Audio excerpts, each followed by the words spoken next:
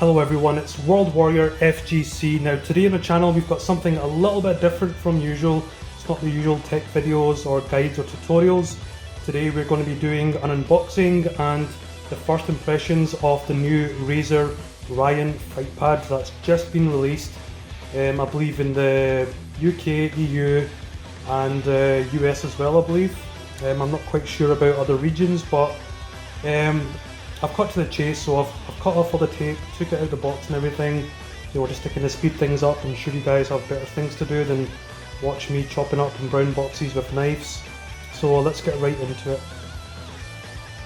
Okay, so the first thing that we're going to do is have a look to see what is in the box. So let's open this up. And there we have your controller. It's got an overall matte finish, which looks quite nice. It's got fairly decent size to it, it's got a very good grip. The buttons feel really good. Now these buttons are very light. If I was to describe these, I'd say that they're a cross between kind of like the arcade stick buttons that you would get like Sanwa, or even if you've got the Hori Fighting Pro. They've got buttons that are very kind of soft to the touch. These are micro switches, I believe. They're not like regular kind of buttons that you get controllers. Now this is pretty much the star of the show, which is the tactical D-pad. You can pretty much feel and hear every single input, which is quite nice. So we'll get to that in a bit more detail shortly, but let's take a look and see what's in the rest of the box. So it looks kind of empty in there. Okay, so we've got the cable. Okay, got what looks like. Alright, so this is like an instruction book, so it goes through various kind of settings and stuff that you can go through, because there's various switches on this controller. I'm going to go through those in just a few moments. So there's something else in there. Okay, so we got some RAZER stickers. Okay, so that looks quite nice, quite glossy stickers. Now, to be honest, I mean, I was kind of expecting like a carrying case. It is essentially a premium controller. A lot of controllers are starting to pack in premium cases alongside their controllers now. Overall, to be honest, it feels very kind of solid. Now these buttons here, since camera can focus, these here are actual buttons, so they're not triggers like you get on certain fight pads, which is very good.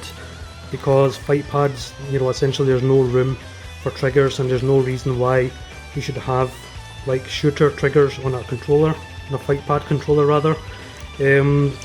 These here I believe are to control your voice chat, because you can see down here you have a headphone jack. This camera will just focus. There we go. So we have headphone jack in there. And we've got a switch here, and what this switch basically does is, right now it says DP, so that's for D-pad. That just emulates, a D-pad essentially. Well, this one is a D-pad. Left stick and right stick. So there's certain games that make use of analog sticks to use certain items, for example. Then you can emulate this D-pad to work in those functions. This here is something that's pretty much mandatory on every controller, what you see here.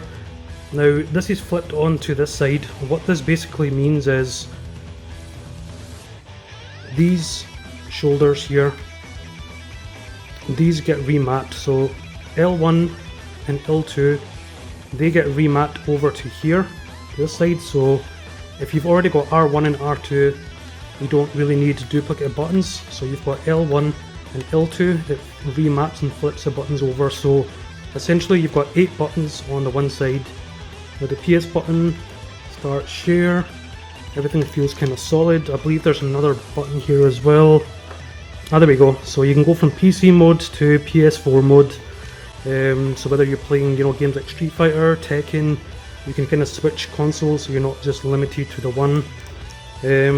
First impressions overall, it feels really solid. I mean, the first thing that kind of concerned me when I placed the order was where the actual buttons were placed.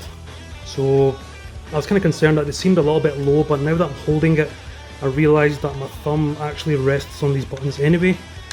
So it seems, quite quite easy to basically get access to them. Okay, so overall the form factor looks pretty good. I was a little bit weary at first because I'm used to my Ori Fighting Commanders and my Mad Catz Fightpad Pros. I was a little bit kind of, on the fence about this particular one, but everything on it so far, I mean, my first impressions I'd say overall is great. From what I've used so far, the buttons themselves are fairly kind of raised as well. You can see how sensitive they are. You literally just touch the button, it goes in. Just pretty much what you'd get from like an arcade stick because it's micro switch buttons. The D-pad is raised quite at a good height as well there, so